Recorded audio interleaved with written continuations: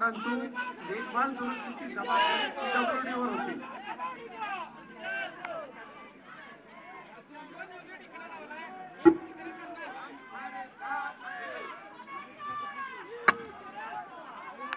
आपल्या सर्वांचे आणि महाराष्ट्राचे आराध्य दैवत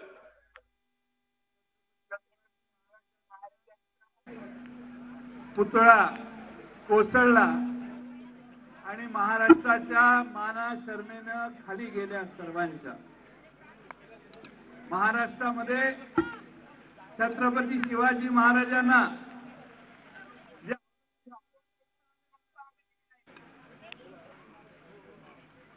छत्रपती शिवाजी महाराजांच्या विरोधी अनेक लढाया भारतातल्या अनेकांनी येऊन केल्या, पण छत्रपती शिवाजी महाराज कोणाला नमले नाही.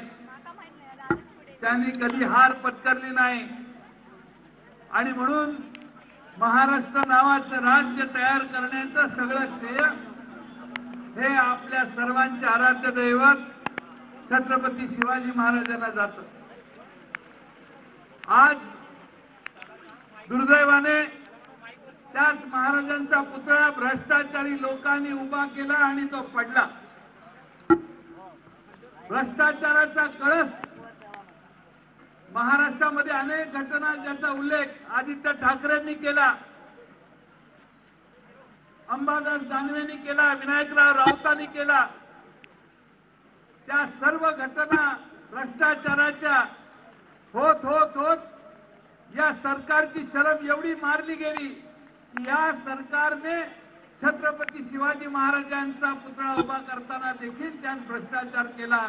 आणि म्हणून आज ही घटना घडलेली आहे.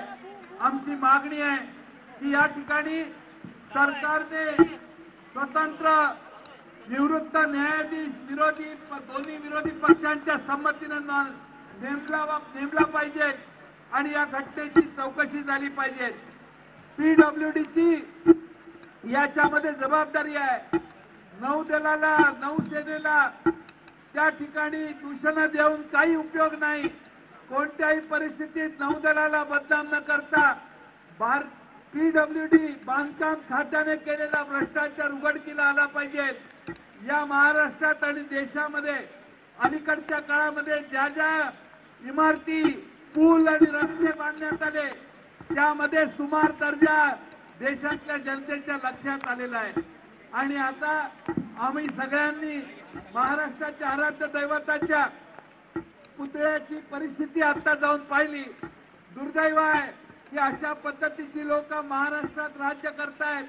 45 किलोमीटरने वारे वाहिले म्हणून पुतळा पडणार असं राज्याचे मुख्यमंत्री सांगतात. अहो त्या दिवशी 28 किलोमीटर ताशी वेगानं वारं वाहत होतं. एकही झाड या भागातलं पडलं नाही. त्या ठिकाणी पुतळा पडला. पुतळा ज्या बाजूने वारा येत होता त्याच बाजूला जाऊन पडला. या सगळ्याची जबाबदारी पीडब्ल्यूडीची आणि महाराष्ट्र सरकारची आहे, एकनाथ शिंदेची आहे, या राज्याच्या बांधकाम मंत्र्यांची आहे. आणि म्हणून स्वतंत्र चौकशी या घटनेची झाली पाहिजे. या भागातले मंत्री म्हणतात काहीतरी चांगलं घडायचं असेल. होय, एकच गोष्ट आता चांगली महाराष्ट्राच्या दृष्टीने होऊ शकते, ते म्हणजे या महाराष्ट्रातलं महायुतीचं सरकार महाराष्ट्रातली जनता गाडून देईल आणि पुन्हा जनतेचं रायतेचं राज्य आणण्याचा प्रयत्न महाराष्ट्रात आपण सगळे करूया. मी तुम्हा 72 मावळ्यांचं अभिनंदन करतो. एवढा प्रचंड पाऊस पडत असताना देखील तुम्ही पावसाची तमा न बाळगता या ठिकाणी थांबलात. या सभेला उपस्थिती दाखवली.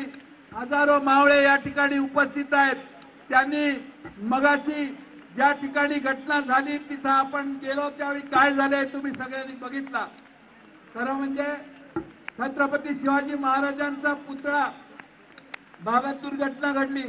त्या ठिकाणी आम्ही सगळे गेलो. त्या ठिकाणी कोणताही अभिनिवेश आमच्या कुणातही नव्हता. ही दुःखद घटना आहे आणि ह्या दुःखद घटनेची पाहणी करण्यासाठी राज्यातून लोक येणार. पण दुर्दैवानं झाला तो प्रकार हा अतिशय निषेधार्ह आहे. अशा पद्धतीनं लोकशाहीच्या ऐवजी झुंडशाही ही महाराष्ट्रात निर्माण करणं, लोकांच्यात भय निर्माण करणं हे महाराष्ट्रावर सत्तात असणारी लोक करणार आहेत त्याचाही नोंद आपण सगळ्यांनी घेऊन आपण सगळ्यांनी छत्रपती शिवाजी महाराजांच्या मावळ्याप्रमाणे आपण संघर्ष करत राहूया।